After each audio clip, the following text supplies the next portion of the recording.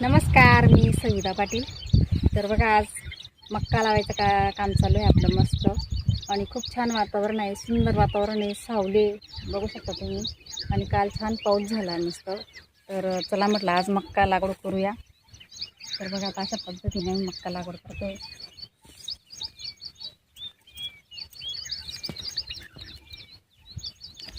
ठिबकवरती लागवड करतोय आम्ही मक्का.